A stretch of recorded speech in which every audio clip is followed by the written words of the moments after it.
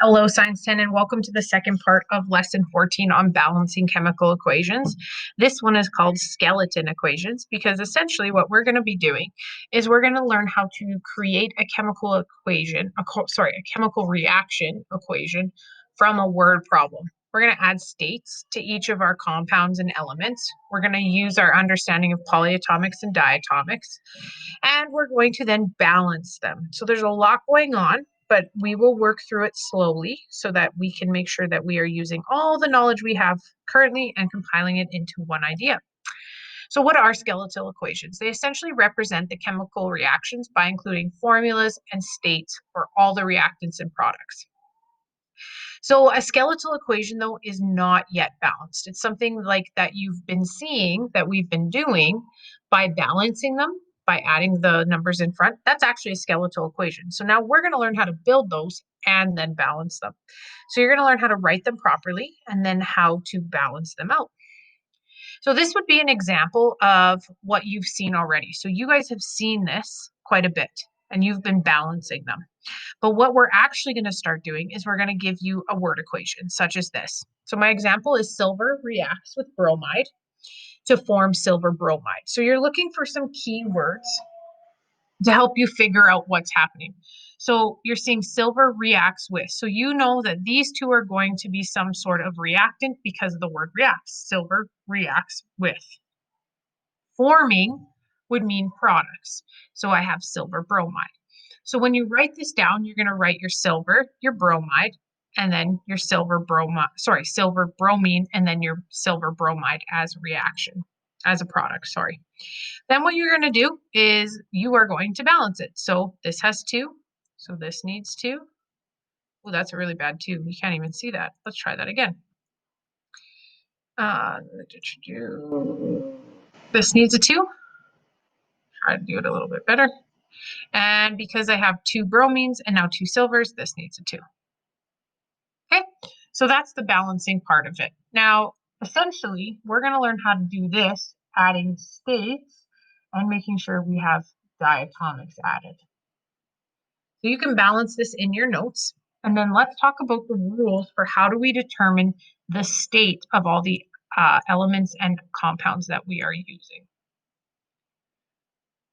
So let's start off with diatomic and polyatomic. So this is just below the states, the rules. We're going to go through the rules, right? Oh, where did the rules go? Right here, here's the rules. Let's talk rules first. I feel like I skipped ahead too far. So when we are building a skeletal equation, we have to decide if something is solid, liquid, or gas. And you have been doing this all along. Pretty much if it's ionic, you've been putting solid. If it's a molecular compound, you've just been choosing whatever you feel like. But now we're going to define it a little better. We took it a step further when we did solubility. We said if an ionic compound is found in water, we have to figure out its solubility by finding if it's aqueous or solid. So again, we're going to add a few more to this. So if you have an element in your skeletal equation, just look directly on your periodic table. It'll tell you if it's a solid, liquid, or gas. Bromine's liquid, mercury's liquid. That's pretty much it. Then you have gases such as oxygen, hydrogen, helium, neon, those things. And then you have solids. So just look at your elements on your periodic table if you have an element. If you have an ionic compound, you already know this. If it's not in water or in solution, it's just a solid.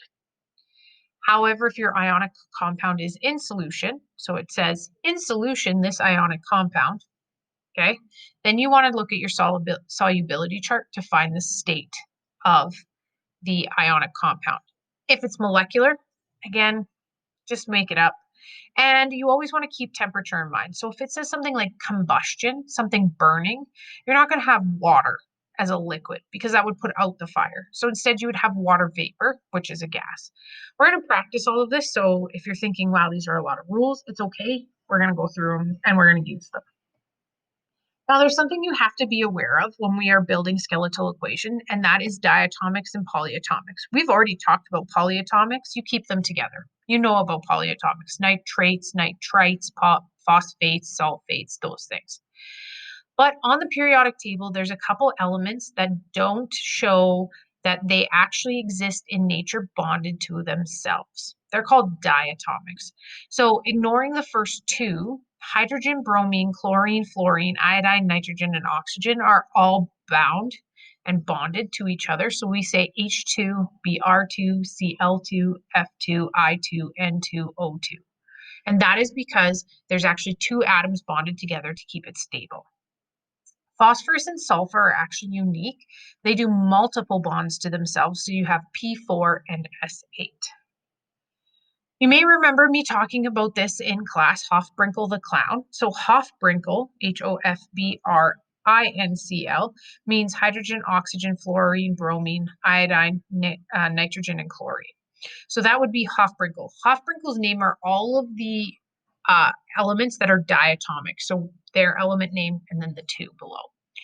Now the other two are P4 and S8. So you just have to memorize those. You just can't forget those. That's just how it is, unfortunately. Now, another way to remember it is if you want to include the phosphorus and the sulfur, I like this trick because it reminds me phosphorus, sulfur, and then the rest. So please, sir, help our needy class find brains immediately.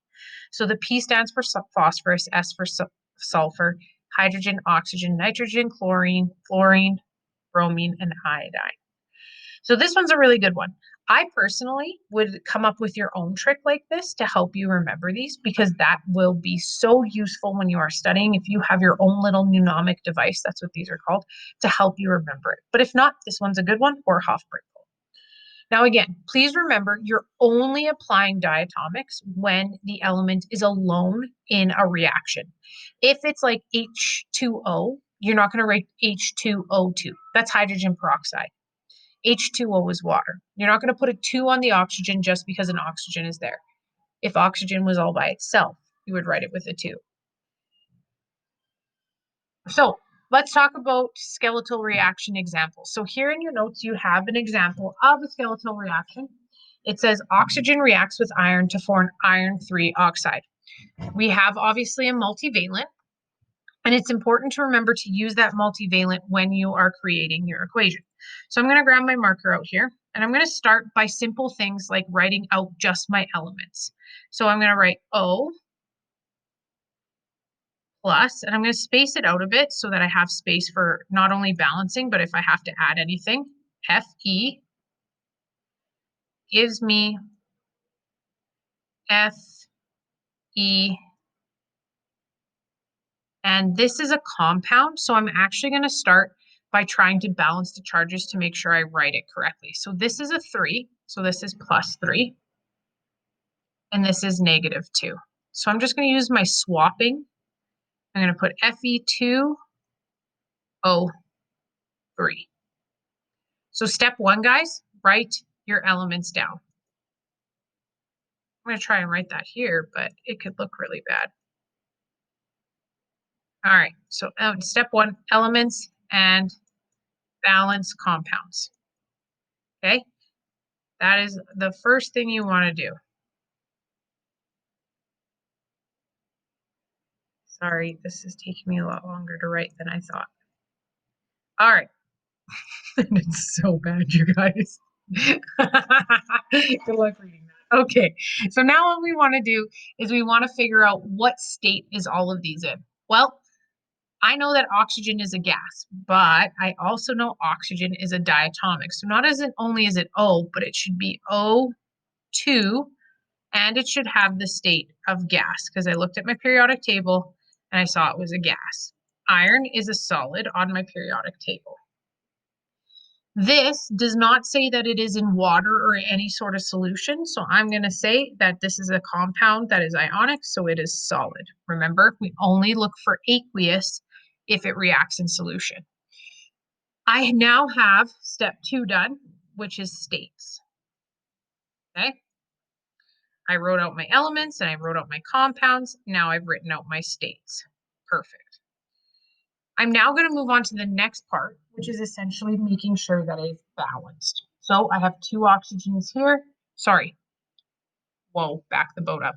Rule number 1 for balancing, always find your as anything other than hydrogen and oxygen. So here I have 2, so I'm going to need a 2 here, Fe2 and Fe2. We right away run into a problem.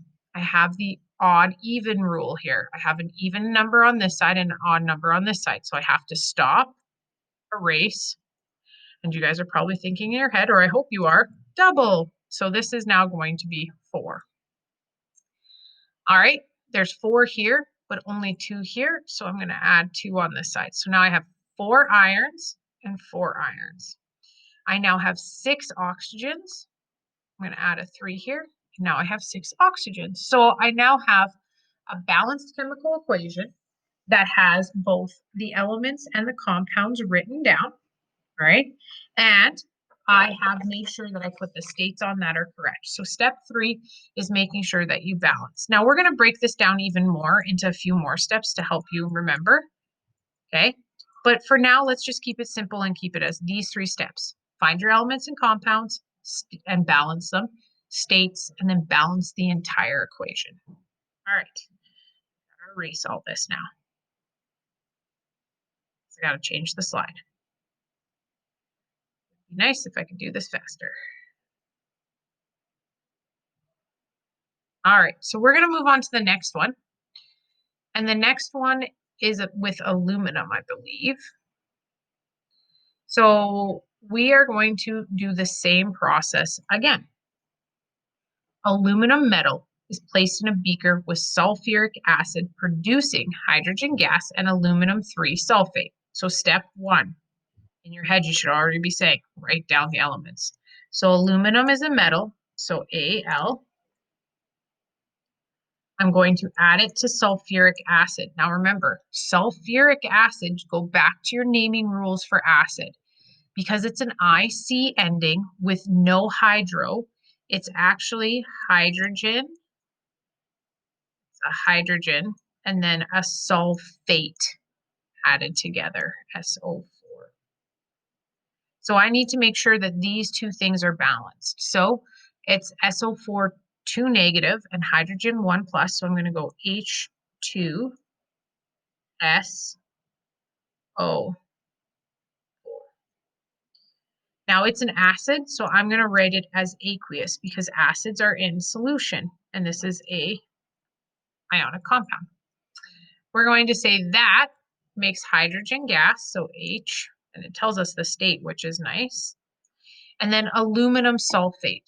Okay, so aluminum is Al 3 plus,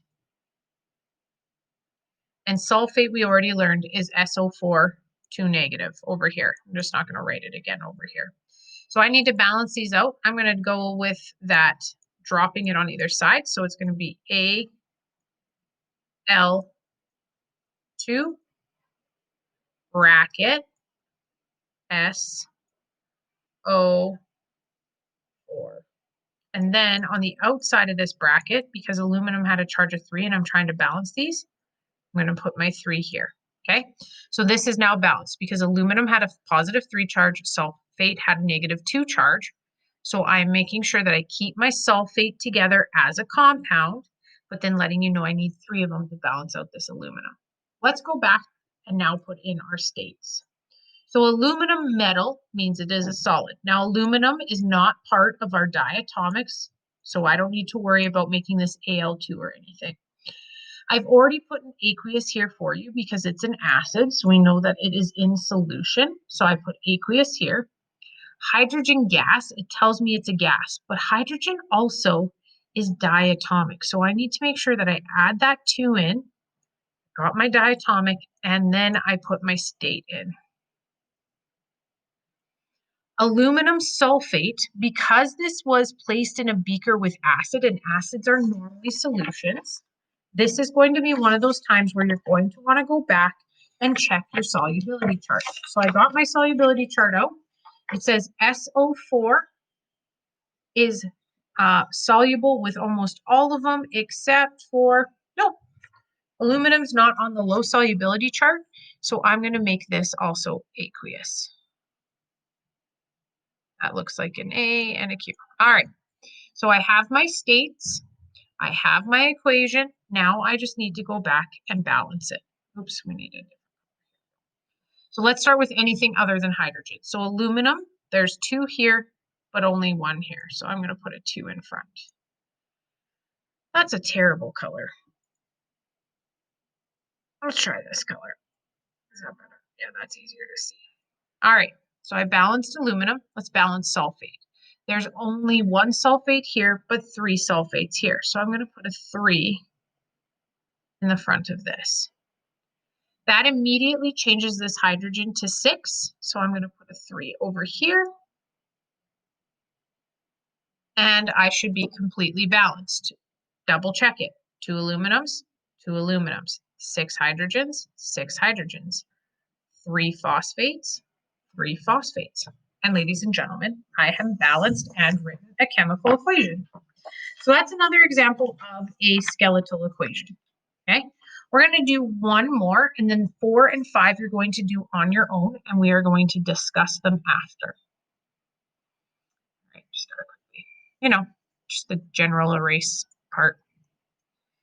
All righty. So let's do question number 3, and then like I said, you're going to try 4 and 5 all on your own.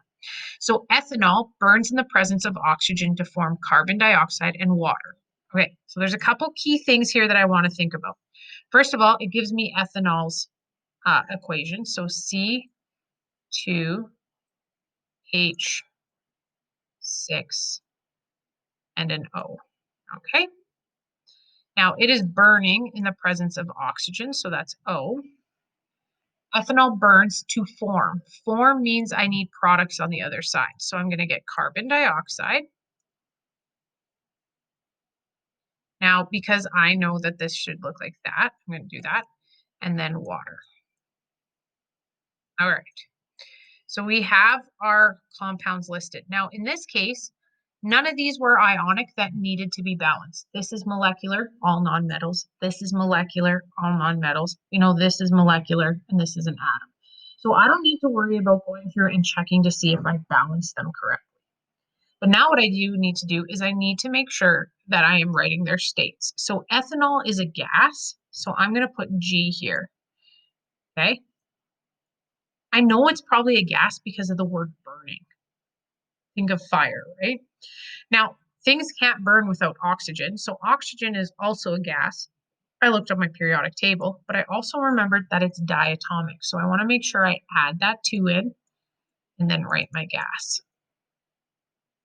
Carbon dioxide I know is a gas in the air, so I'm going to also make it a gas. If it's a common one for moleculars, please label it correctly. And water, vapor. Vapor means it's a gas. We know it's probably going to be vapor because it's burning. So there we go. Again, my states are in. Everything is ready to go. Now I just need to balance it. So I'm going to start with everything except for hydrogen and oxygen. So I have 2 carbons here, but only 1 here. So I'm going to do a 2. I now have created 4 oxygens on this side, plus 1 more is 5. I have 2 oxygens here and 3. So let's just balance hydrogen first before we even look at oxygen, because I'm guaranteeing you something's going to change here. So I have 6 hydrogens here and only 2 here. So I'm going to add a 3 here and see what that does to my equation, because now I have 6 hydrogens and 6 hydrogens. I now have 4 oxygens plus 3 is 7. And on this side, I have 3. Okay, so this presents us with a problem because we don't have the even amount that we need. So we need to figure out how to balance these out. And what we can do is we can try to erase and double. But the issue is this is not a normal odd even, because I have an odd number on this side. I have 3 and I have 7 on this side. So let's see what happens when I erase and double. It may solve the problem. It may not, in which case then we're going to try again. So I'm going to double this to 4. And I'm going to double this to 6. I'm now going to make this a 2 because I want to balance my carbons. So I now have 4 carbons, 4 carbons, 12 hydrogens, 12 hydrogens. I now have 14. Okay, can you see that? 14 oxygens. And on this side, I have 4. So what I can do, because I have 2 here, I can put a 6 here to make 12 oxygens and 2 more here to balance this out. And you know what I just realized, guys? These are all divisible by 2. So I could have done it earlier, and I'm sorry. I didn't even think of that. So this should be 1, 3, 2, 3. Good job, me. That's okay, because I forgot about that. So if you end up like this with this problem, like I did, wow, I'm really not sure why I did this. If you end up having coefficients that all can be divisible by something, in this case 2, just divide them out by 2. So this should actually be, oh dear, guys, this should be 1, and this should be 3, and this should be 2. We didn't need to double. I just clearly can't do math. And this should be 3. Perfect. Problem solved. 1 carbon. Oh, 2. So 2 carbons here, 2 carbons here. We have 6 hydrogens here, 6 hydrogens here. We have 4, 6, 7 oxygens here, and we have 6, 7 oxygens here. Yep, that's how it's done. So please do number 4 and 5, as we will be discussing it and going through them to make sure that we are understanding how to do chemical reactions. So I'm going to erase this. A couple hints for the next ones, just so that you are comfortable in understanding them a bit, because they are a little bit difficult, is what you want to make sure is when you read it, make sure you're looking for key things. So silver nitrate is a compound. So make sure you balance it before you write it. This is a polyatomic because it ends in ATE, so it's on top of your periodic table. It says it's reacted with salt water. This is a solution. So I want to make sure that after I go through and make my other 2 compounds on this side, that I'm looking for my states in aqueous form. So in solution, because on this side, they're going to be in solution. I'm also going to want to make sure I balance everything, keeping the nitrates together. This one, solid sulfur reacts with oxygen in the air to form sulfur dioxide. This one's kind of nice. It's a little simpler. You just have sulfur, oxygen, and sulfur dioxide. Key thing here is, remember, sulfur is diatomic with 8, oxygen is diatomic with 2, and then this is a molecular compound, but it's found in air, so it's probably going to be gas. So these are very common gases that you will see. This one is carbon dioxide, water, sulfur dioxide, nitrogen dioxide, and carbon monoxide. And this one is, oh, I'm blanking so hard. Oh my gosh, it's not methane, because methane is NH4. Oh my goodness, you guys, I can't remember. Anyways, not a big deal. Just know that when you see these, that you're just going to put them as gases. So again, please try questions 4 and 5 for yourself, and we will discuss them in class online to make sure that we've done them correctly. Have a great night, and I'll talk to you soon.